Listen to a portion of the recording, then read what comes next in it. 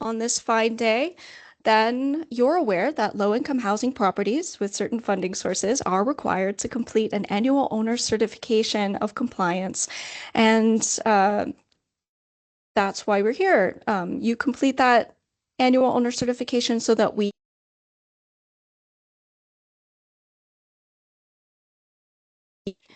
Sorry, I went away there for a second. So you're here today because you know that we have to complete annual owner certification so that we as the Housing Finance Agency can ensure that your properties are meeting their regulatory responsibilities. If you get nothing else out of this presentation today, especially if you're new to this compliance responsibility, the most important thing I want you all to know is that IHCDA Reg Compliance deeply appreciates the work that you're all doing to provide low-income housing for our Indiana neighbors. We take our responsibility to ensure that you're all meeting your compliance responsibilities really seriously. I mean, we will issue findings and penalties appropriate to your funding sources as required, but more than anything, we want you to succeed so that you can keep doing the important work that you do. So it's not about gotcha. We are not gleeful to issue findings. We want you to succeed. We want to issue those no issues and those issues resolved letters and give you all the resources that you need to achieve those clean bills of compliance health. So that's what we're here today to help you do. And without further ado, let's jump into the slideshow to give you a very clear roadmap of annual owner certification success. So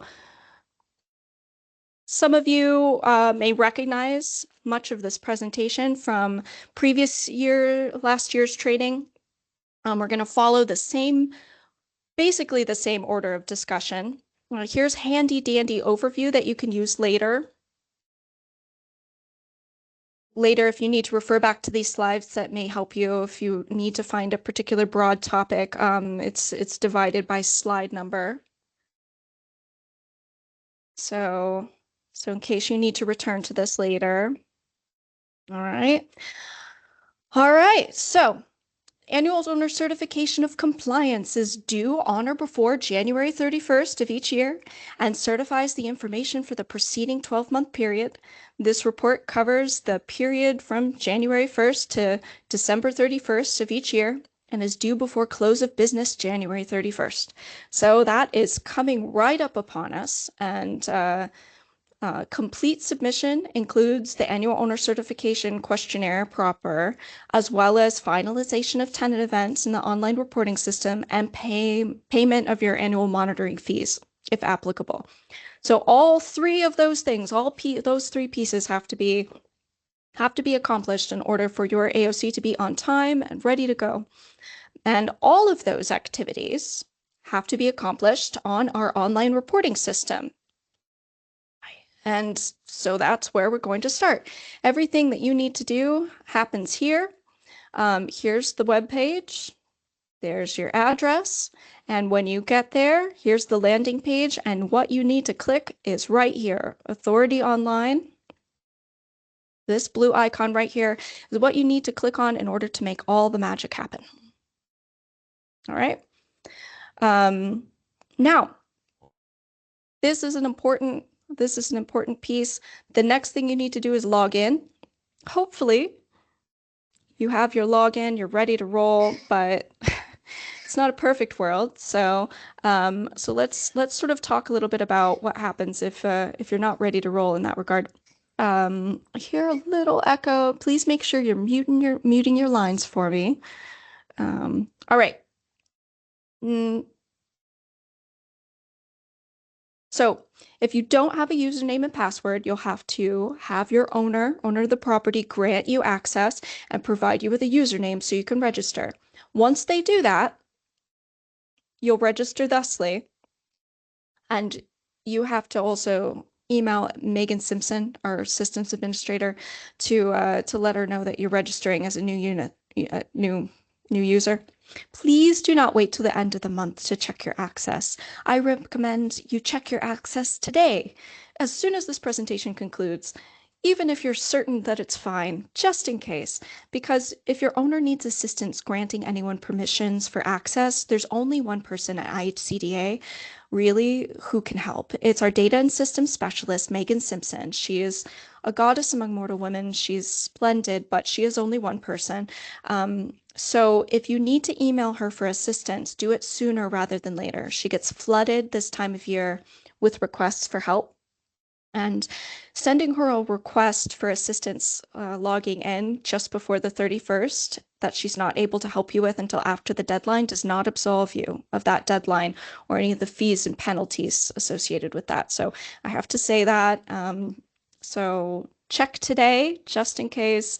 Make sure you're sending Megan emails if you need help. Remember also it's your owner that grants access, not us.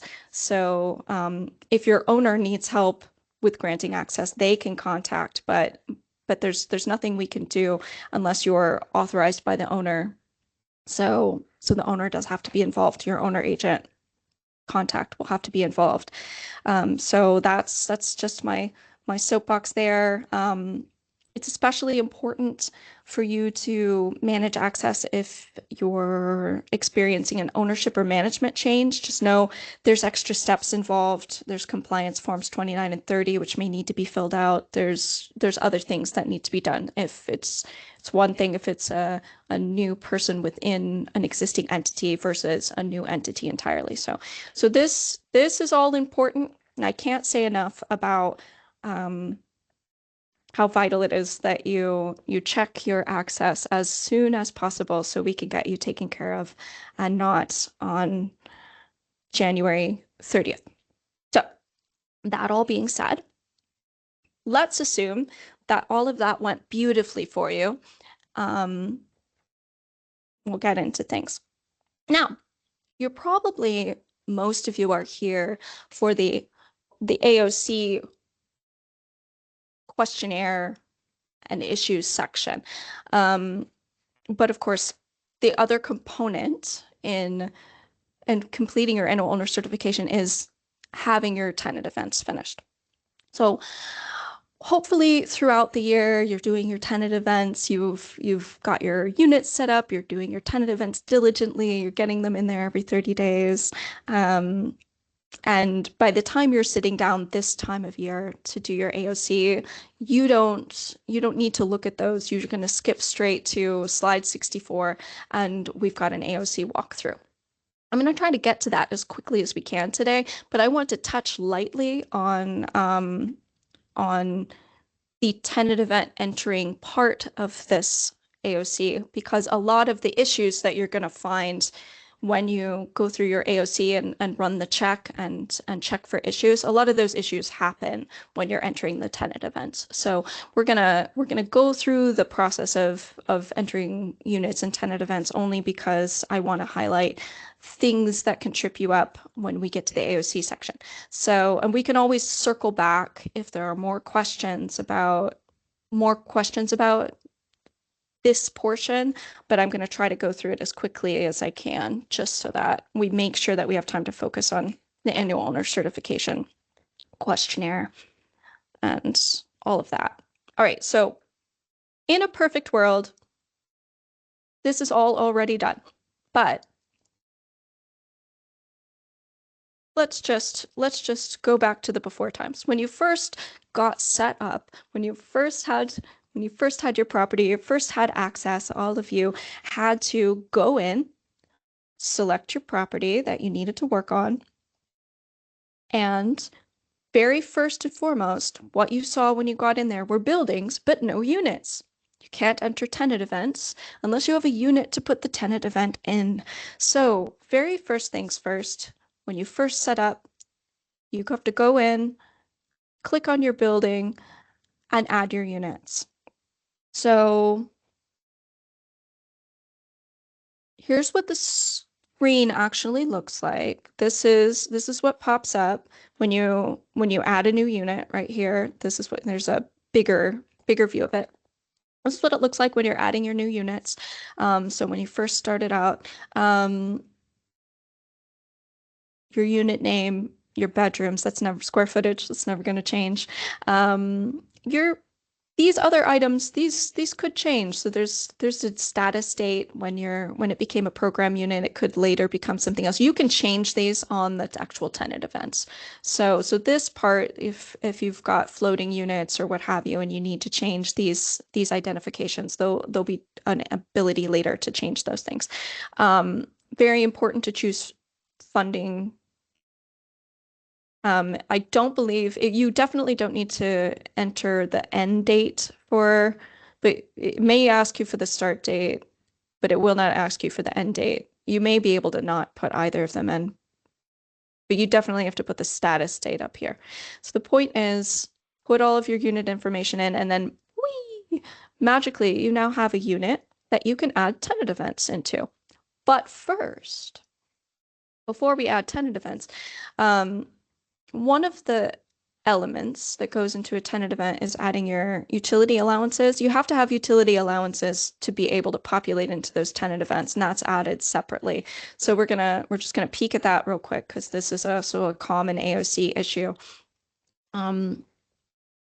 First things first, if your owner pays you all utilities, congratulations, you don't need to do this. You click owner pays utilities. This is per building, by the way. So where we had this before, where we had the buildings and you added your units, you click on each, when you click on each building, you get this screen. This is where you would choose owner pays utilities. So click that there, and then in each tenant event, you would use 0 as your utilities. If you don't do both, it comes up with an error. So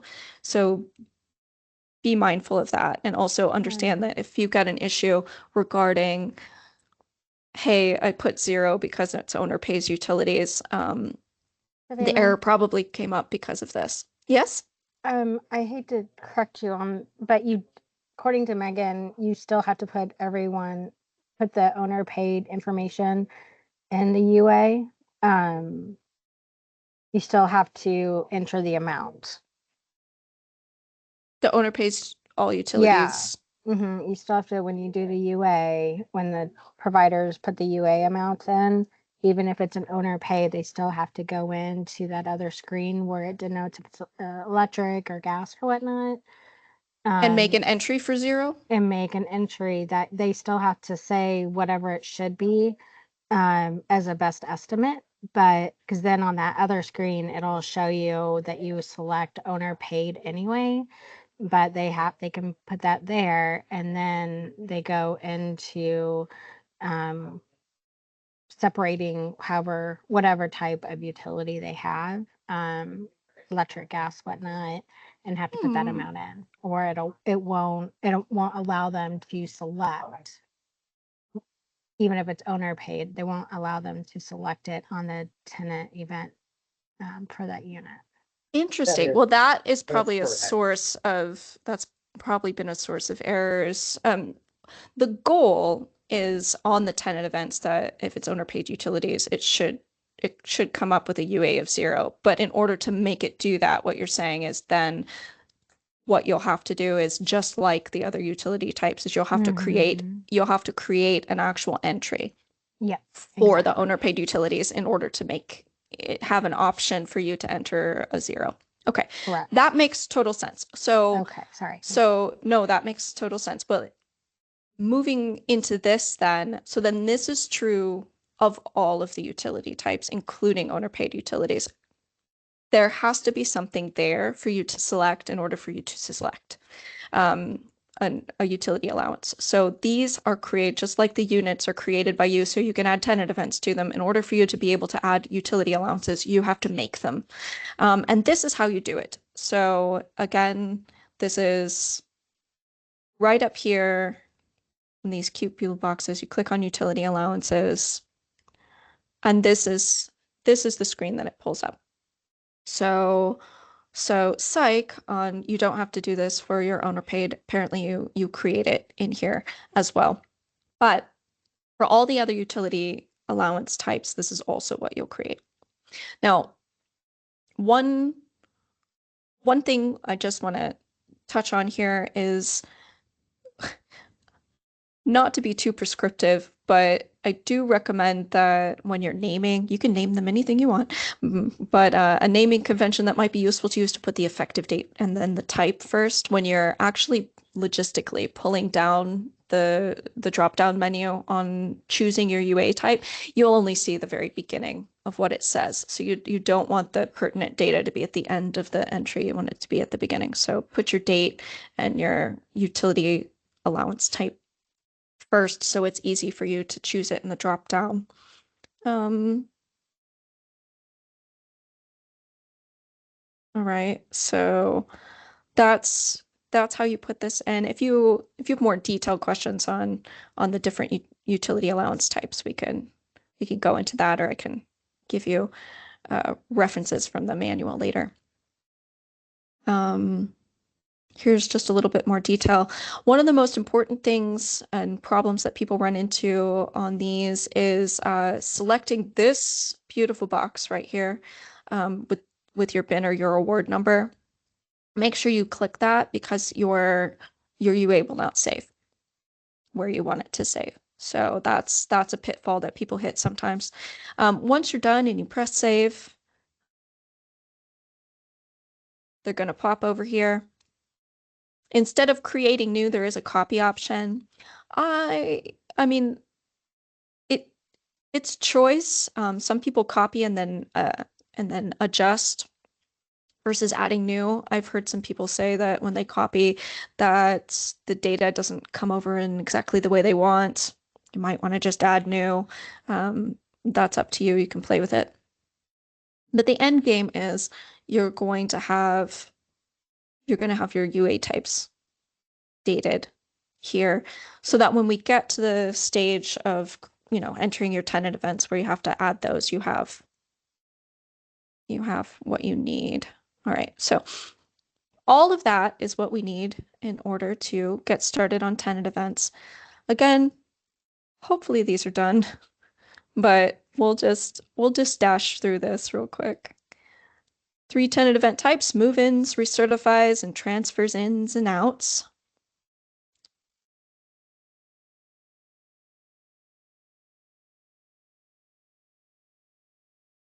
All right.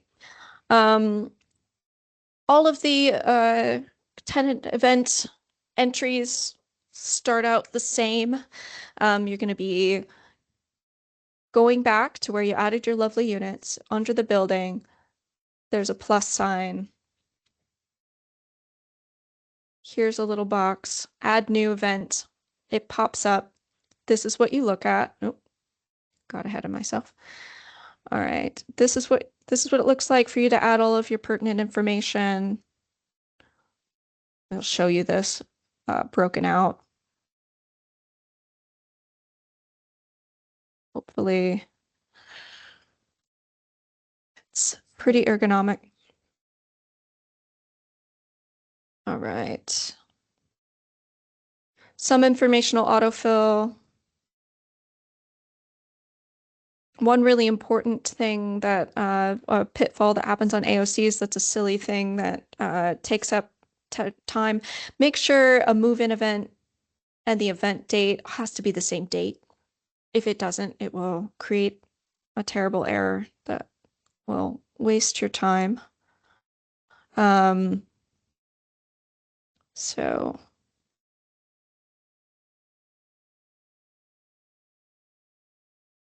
one of the most important things I can emphasize at this point is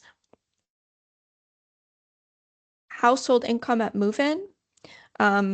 You will not be able to correct this without our assistance later. So it is vital that you make sure that you enter that.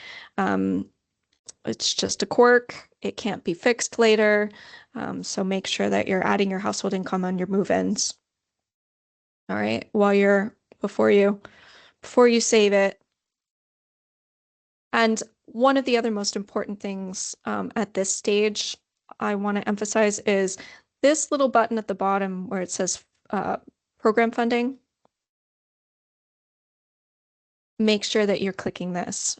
This also, it's not even an error. It actually is worse. So we can't even run we can't run your annual owner certification compliance check at all unless you click this. All right.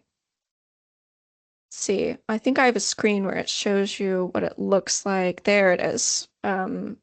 So remember when I said how important it is to make sure that your naming conventions for your UAs, this is all you'll see.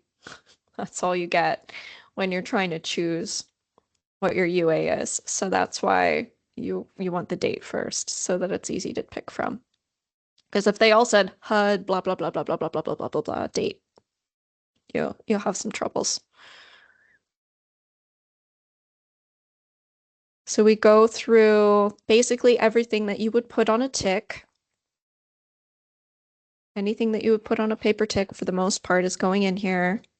There's the little note about household income at move-in and how vital it is. And you can contact us if you realize that you need to correct something, but try to make sure.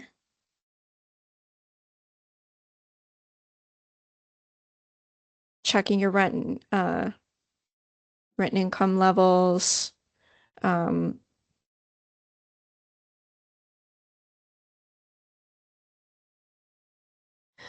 We have been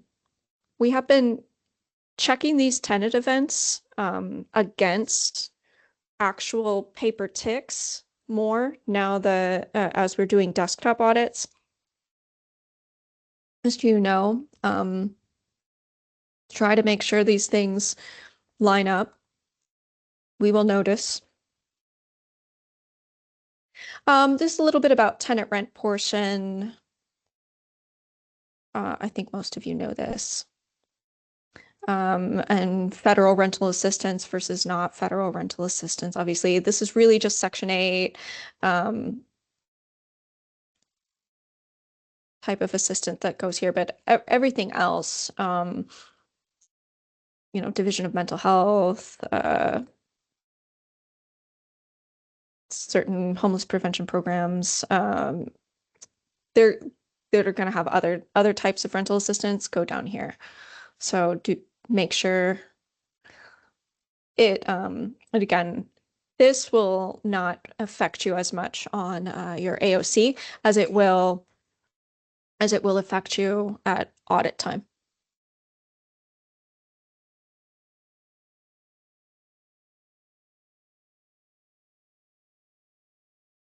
I had a question of clarification for tenant rent portion.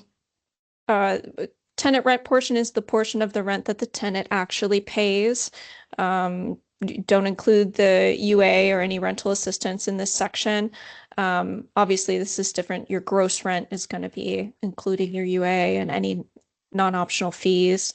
So that's just as you would do on a paper tick. That's how that goes. That's how that's entered. And then the difference between the two assistance types. You may have special needs codes associated with your property.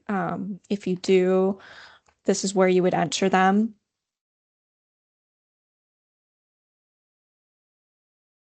You have the option to select none if it's not applicable.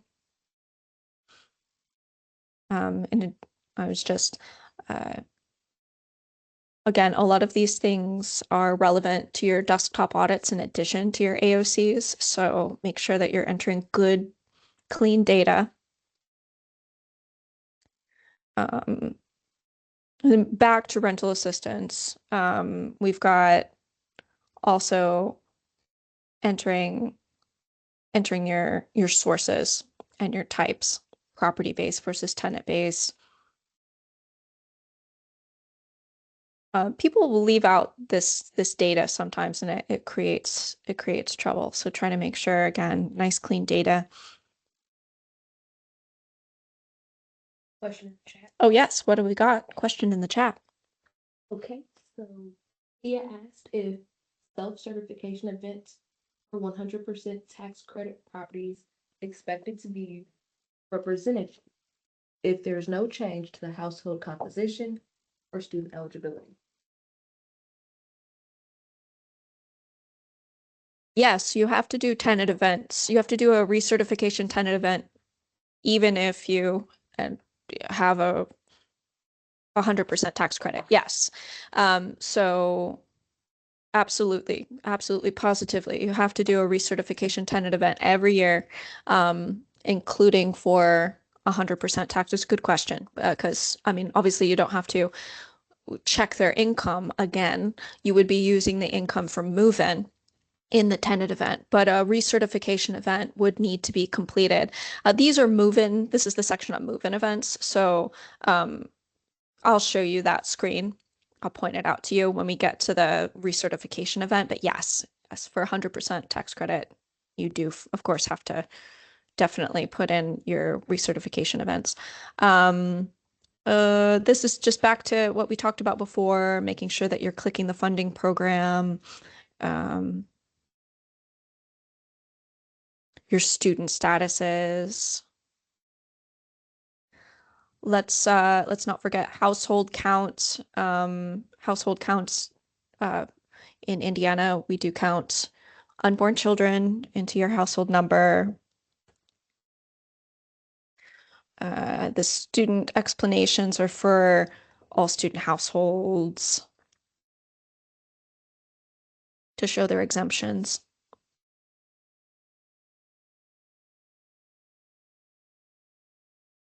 How you would add your household members, first name, last name, so on and so forth. Just some notes here.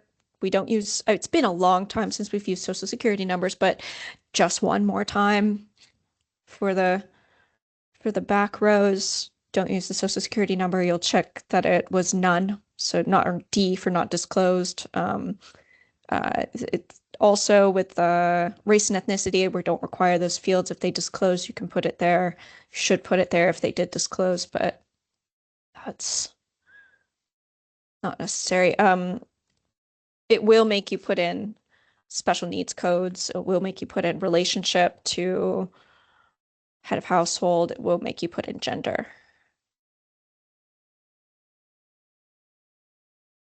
Here's an example of what it looks like with from that side with all of the data added.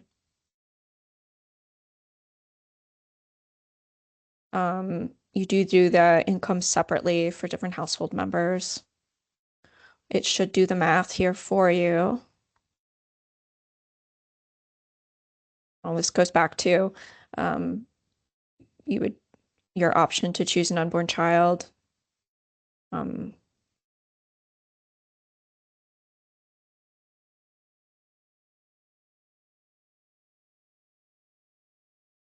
Your student status,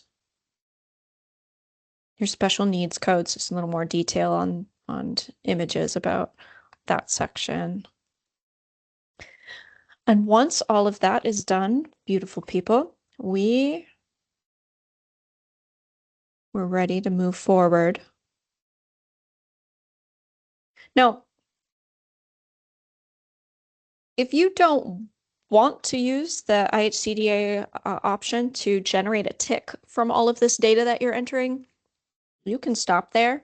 But if you do want to generate a tick, you have to enter a little bit more information. Here's how you would enter your asset information. It's not something that we're checking on the AOC so much as people can use this system to generate a PDF of a tick when you've gotten done. Now, I'll just go ahead and say that I know on the 2025 tick generation option that there's currently a little bit of an issue that's occurring. They are working on the software. The best thing that I can tell you is if you go in to use this feature to make a tick and you're one of the unfortunate folks that it's not working for you for whatever reason, I think it's certain funding sources or certain situations where the tick isn't working, please let us know. Just as we've discussed in partner working groups and other situations, I know that there are some issues. Please let IHCDA know what issues you're having, but you still have to have a tick. So you will, in some cases, have to use a PDF, the PDF fillable form that we have that you can get off of our website, or you have to do a paper one.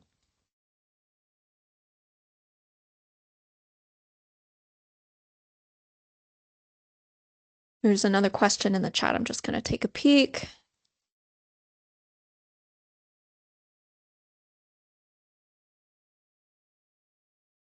A question about recording tenants' income in the system, if it's verified by a third party like a PHA as allowed by HOTMA.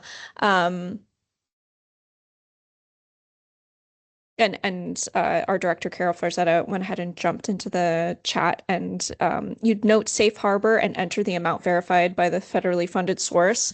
So there, I don't think I have a screen capture that shows you that where that is, but there is, as she described, a place to indicate that.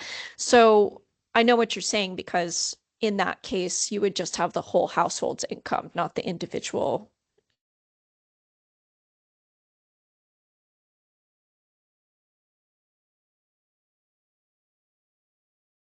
Oh,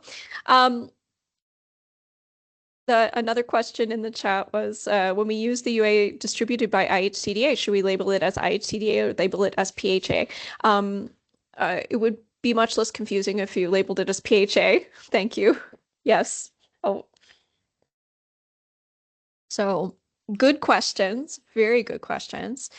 So here's the option again for adding assets. Here's how you would generate a PDF. The PDF is actually fillable too, so you may be able to correct errors that in the generation there.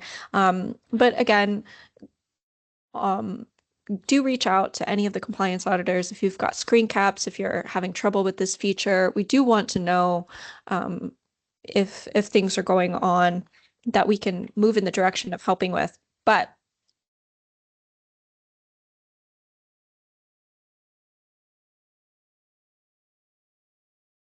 another question, is there a fillable PDF tick available with the 2025 passbook rate? Yes, there is. There is. It is beautiful, and it is in the forms section. I'll have the resources page and information at the end of the presentation so you can take a peek, but we do have that for you to download. Didn't we take the impute section off because it changes yearly? And they have to manually impute their assets? Oh, well, I know at one point we did have it. Yeah, it was 23, I think, right, Carol? Yeah, we so removed it.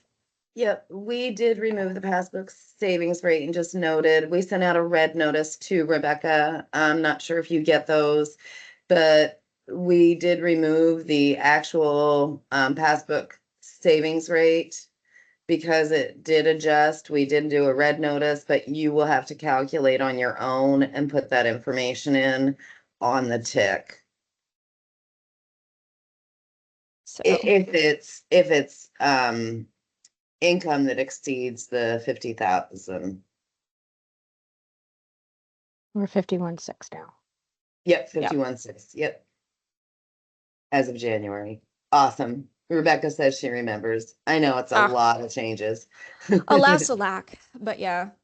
We do have other updated forms with the other sorts of the other data, like we do have the 51.6 asset self-verification form is up. We do have all new forms for the coming year available on the website, but alas, no, I was wrong. Psych, you have to do the passbook rate yourself. On a bright note, you have to do it less often with the higher limit.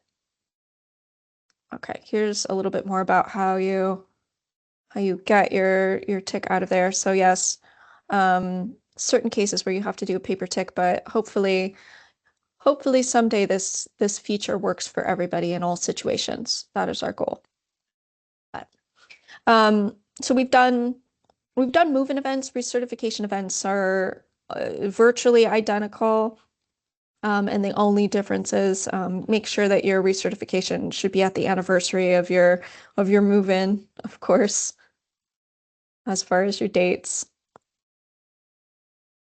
and everything else. Everything else moves pretty much the same. I want to make sure that we have time to get thoroughly through the AOC section of this. So I'm just skating through this, and I know transfer in and outs are confusing to people, and they'll some have some, it can be a tricky widget. You definitely have to make sure that you have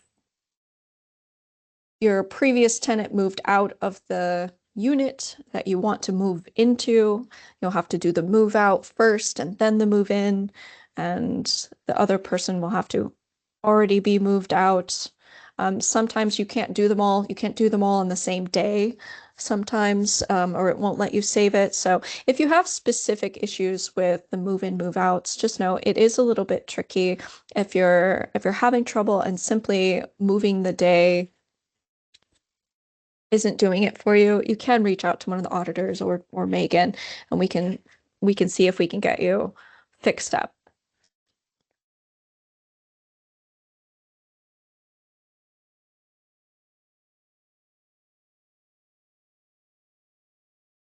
The rent update event type. Let's circle back to that in a minute. This, I want to get out of the tenant event section if we can, and come back to it if we have time. All the transfer events. So put a pin in that, and then we'll circle back if there are more questions about entering tenant events. Just because we want to make sure that we have ample time to get through this, the most important section. So remember when I said before that if you were going to skip ahead, this is the slide that it would take you to. So, and it begins again with the login section, and just in case you skipped the other section. And this brings you to the annual owner certification proper. So ideally, again, as we said, in a perfect world, all of your tenant events were ready to roll, all set, all ready, and you log in, it's January, and you're ready to do your actual owner certification and finalize those tenant events. Here's where you start. You start by clicking right here on owner certification, takes you to this page.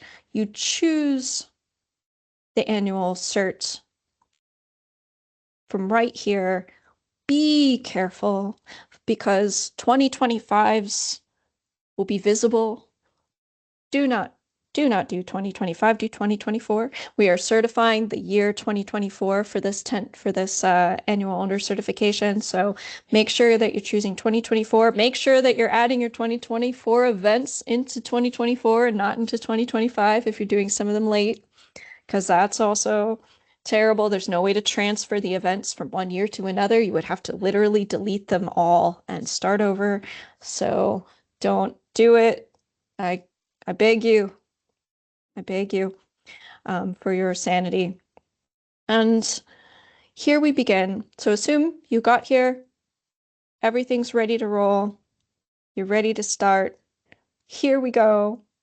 You click this magical button, continue with your annual owner certification, and it's going to pull it up.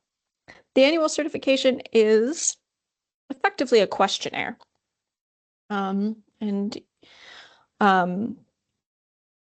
And a formal process by which you also certify that your tenant events are true and correct for the year. Now, if this is your very first time doing this, I'm just going to touch on what if this is your first year. If this is your first year to do your annual owner certification, it's not your first year touching, hopefully, it's not your first year touching the IHCDA system, because you will have had to have entered tenant events. So before you do your annual owner certification, you're going to have at least a year where you entered tenant events but didn't do an annual owner certification. So hopefully you've been in here already by the time you're doing your first one, because you have the previous years, or more in some cases, depending on what box you clicked on your 8609, possibly 2 years worth of tenant events as you get started on this. And when that first year happens, you are going to need to upload your 8609 Part 2. We are trying diligently to make sure that these 8609 Part 2 get filed. They're so very important. Now, if it's your first year, you're pending, you don't have your 8609 Part 2, you're going to have to submit a document that says that you haven't received it yet and that you will provide it to us as soon as you get it. And don't let it go through until the next AOC before you get it to us. So that's extremely important. The first time that you're filing your taxes on your tax credits, you're going to have that 8609 Part 2, and we need it. So it's just my little PSA about that. All right. Once you get in, you start with some general information. Make sure there aren't any errors, the name of the property, the address of the property, so on and so forth. Hopefully this is just about checking to make sure everything's ready to go. Key contacts. This can also be a bit of a sticky widget with folks. So we should talk about this for a brief moment.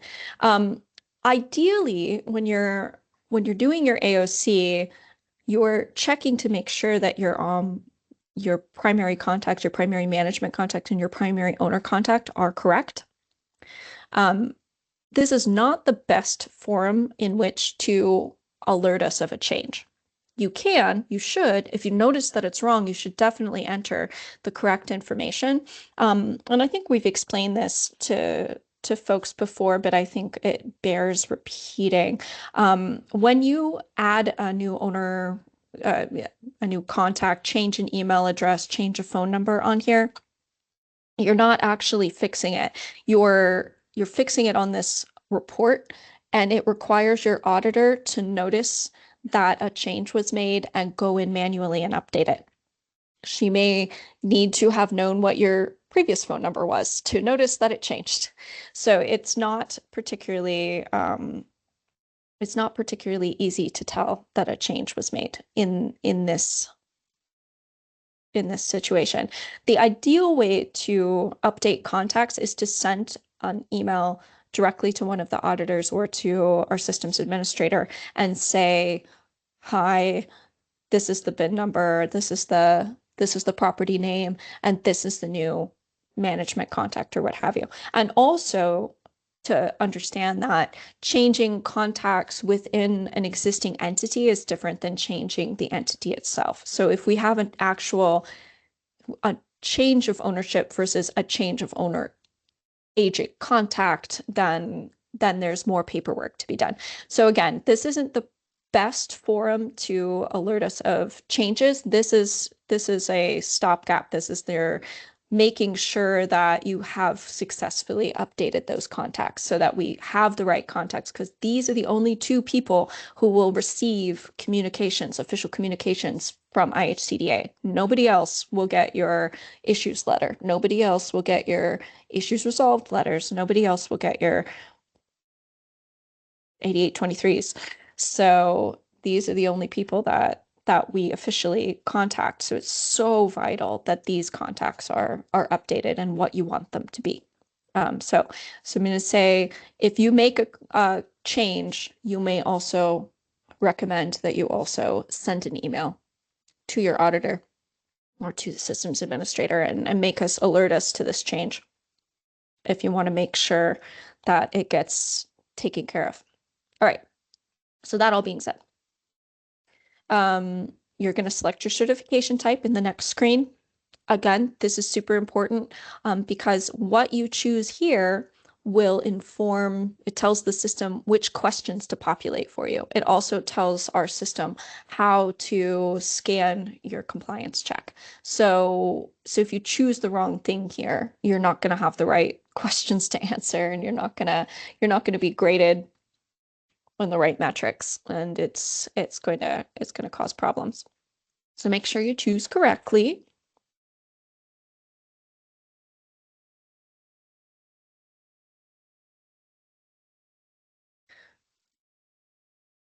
fair housing, reasonable accommodation requests.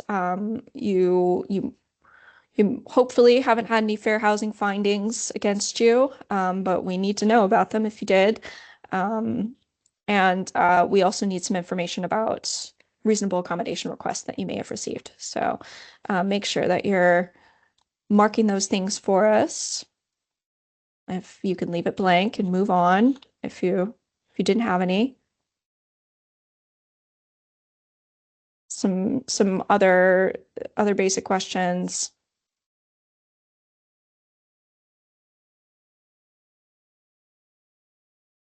So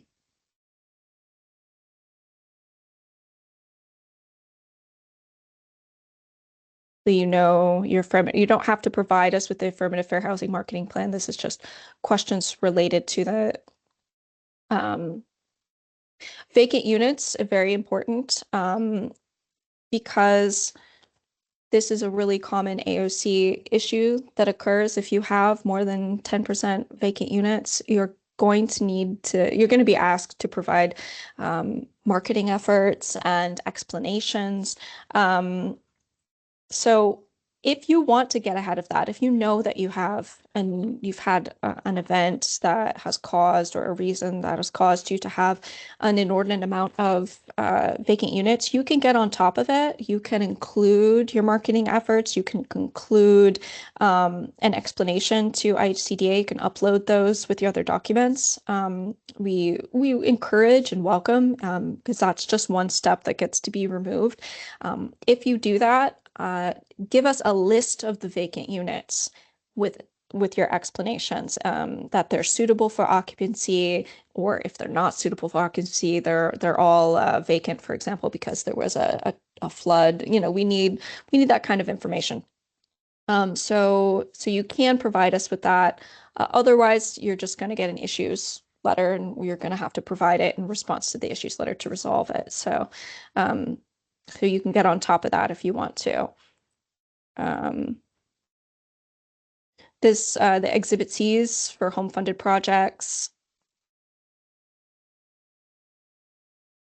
And there's just questions specific to home funded projects, including some more information in other student status and also over income households. Now, Exhibit D section. This has been a problem for folks. Want to not be mean, but emphasize that I realize that sometimes compliance personnel are not the money people, and you may not have the answers to these Exhibit D questions. You still have to fill them out. So we have to make sure that this happens every year. You need the person who can answer the money questions to answer the money questions, because if this section is not filled out, your whole AOC is not complete. So your AOC is late. And they are checked. Don't put in gobbledygook. We will be able to tell. Please. Unless you're a CDBG or a shelter or a farm worker house, then you don't do this. And then the last little section, anticipated changes, disclosure of noncompliance. So this is a really a lovely little section here because AOCs happen before desktops. If you know that there's a problem and you want to make us aware, this is your opportunity to get ahead of that and talk to us about it so that we can help you get it resolved. So, all right, this slide is not where it belongs, so we're gonna skip that and get back to it in a second. Commercial space doesn't apply to a lot of properties. If it does, there's a section on it. Permanent supportive housing is very specific. Permanent supportive housing, it has its own exhibit that gets checked.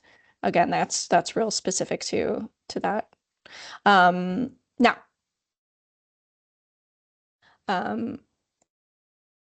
and then just a note to Carol, Brandy's having a small computer issue, so if you could keep an eye on the chat in case there are questions. She's going to need a second to get back to being able to check that. But, then final important thing, when you're done with all your questions, you're going to finalize the year. And you're going to get a little check that's going to tell you some of the same things that are going to come up on our report. It will pull them up for you so that you can go back and make changes.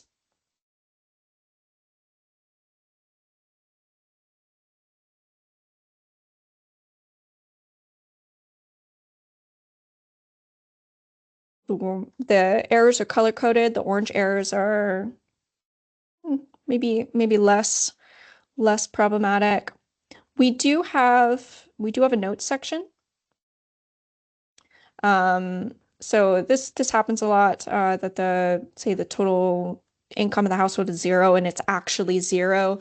I know that this is a source of frustration to some people. You can make a note here that the total household income is indeed 0. And we try to check for that before we send you an issue on that. If you do get an issue, on something and you did note it, please be patient with us. If that was your literal only issue, and you point out to us that you had made a note, and we go back and confirm that you made a note, and it's very important to your performance evaluation that you get a no issues letter versus an issues resolved letter, if that's extremely important to you and it was our fault that you got the issue and it was a non-issue. So we send issues to us as the beginning of a conversation where we say, these are the things, we hope they're not actually problems. Please explain, please clarify, please justify, please correct. And we get things back in order. If the issues that we've cited are non-issues and we're able to confirm that, and you really need a no issues letter and you're entitled to one, we can work with you on that. So please be patient if we don't notice a note, but do put it in, because then that later you could point that out to us and it wouldn't really be an issue. Some of the issues that will pop up will be things that will just, completely prevent anything from moving forward.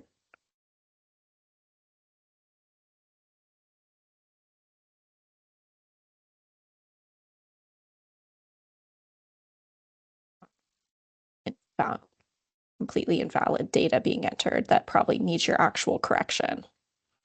Now, once you've got everything the way that you want it, so it's not chiseled in stone yet, you run that check, you can still go back and fix things. But once you've decided that your tenant events are as good as they're going to get, they're done, they're ready to roll, you're going to certify that they're true and correct, then you can proceed to finalize. People will skip this stage. Your AOC isn't really turned in unless you do this part of it. All right, so this and the fees and all of the questionnaire answers all have to be done in order for your AOC to be turned in. You have the option to print out the AOC questionnaire. Now with the actual name of the property listed at the top, we got that fixed. So you can keep that for your records.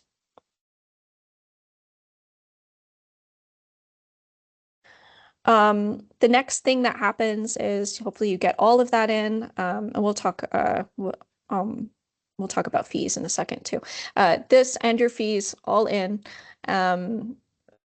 by the 31st, then we will take over. Auditors will run our compliance checks, check the data that you entered, check your tenant events, check your questions that you answered on your AOC report.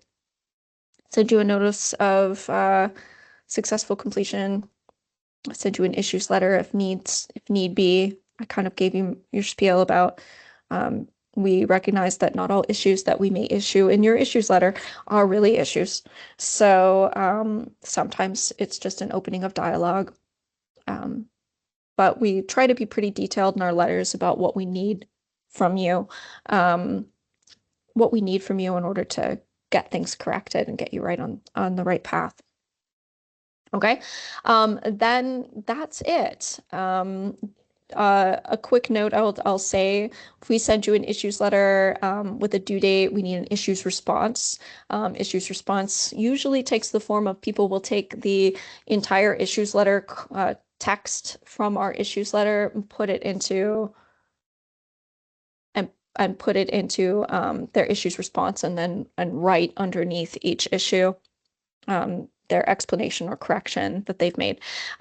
We also automatically open the tenant events back up for you when we send an issues letter. So there's no need to reach out and ask for those to be opened back up when you get an issues letter. Your events are open for you to make corrections. If for some reason you're trying to get in there and have an issue, then you could send us an email and we could make sure that those tenant events are open for you to make your edits.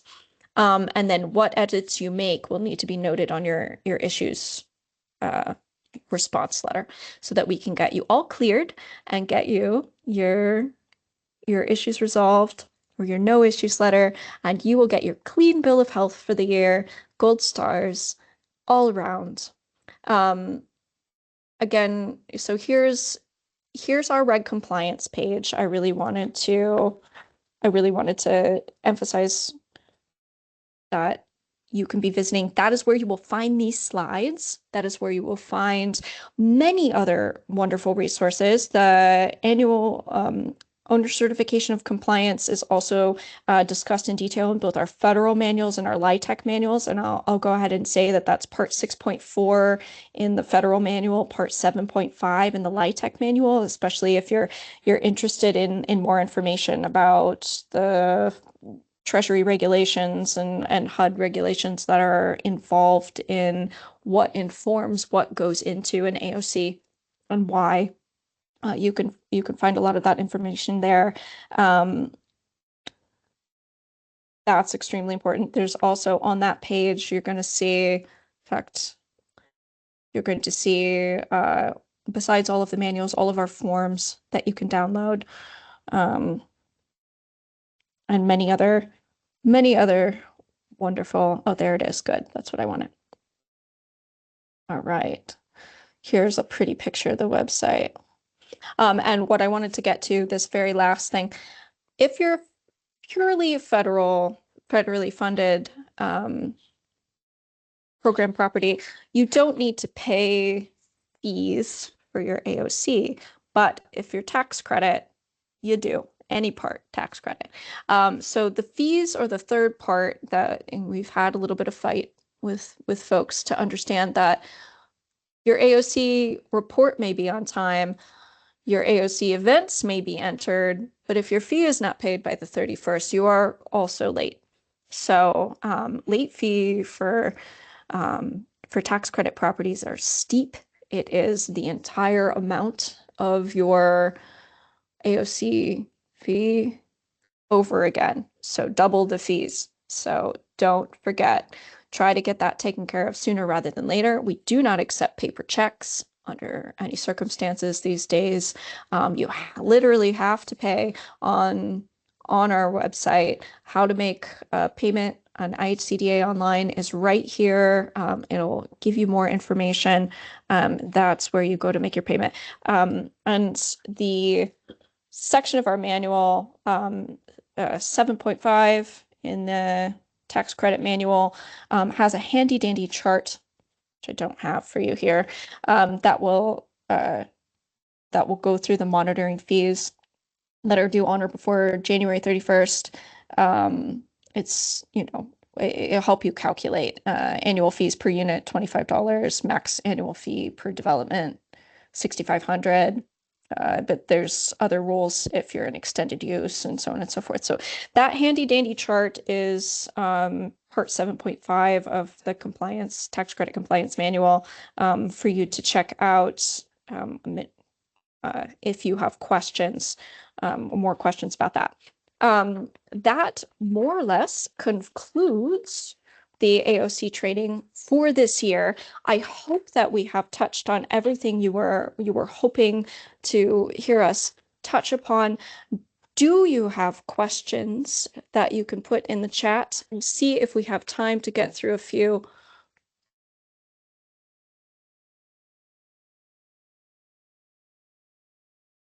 Let's see.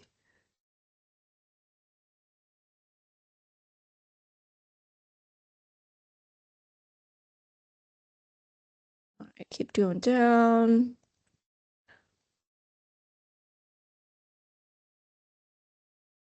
All right, let's take a peek. Question on fees for NSP units. No, once again, no, the federally funded projects don't have fees associated with them. It's just tax credit and combination properties. Let me see what else might be in the chat. Are you going to be asking?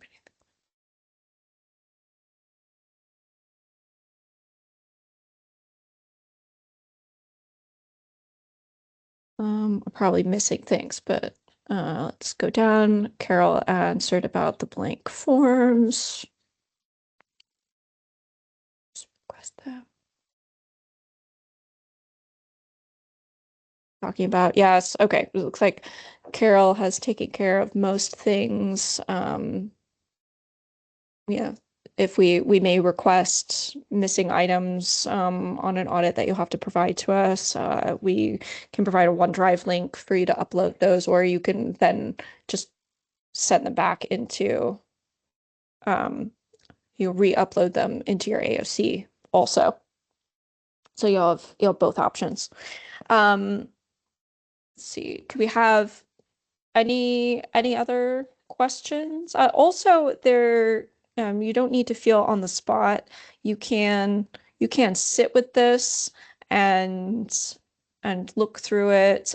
There are slides. There's very few changes made, so it's on our website. You can actually look at these slides now. And if you go back through and you had particular questions after you sat with it for a bit, you can check our contact us section, send any of the RED compliance auditors or our director or our systems administrator questions. We are here to help you succeed. We want you to have an easy, productive, successful AOC season with as few errors as possible. We are available to you as the month draws on to answer questions. Myself, Savannah O'Connor, Brandy Tillman, Gabriel Shutterly, Jocelyn Pachowski, and we're all here for you if you need us. Hopefully you have a wonderful and easy AOC season. Good luck to you all. I know that you can do it. I'm excited to see your AOCs. I'll hang around for a few more minutes just in case there are more questions. But thank you for joining us today. It's been our delight to try to walk you through. Hope this gave you the refresher that you needed. Great job, Savannah. And just kind of circle back. This is Carol. I did get every question in the chat, but as Savannah said, you can certainly, if you have a specific question, reach out and email any one of us on the team. We recommend doing it now because if you wait until the 31st, your questions, while they are top priority to you, we have over 1,100 properties that we're auditing. So your question may not be top priority to us. Not because you're not important, but because we have 1,100 individuals reaching out at the same time typically. So best to be proactive, get in there now, ask your questions while we can get to you quickly.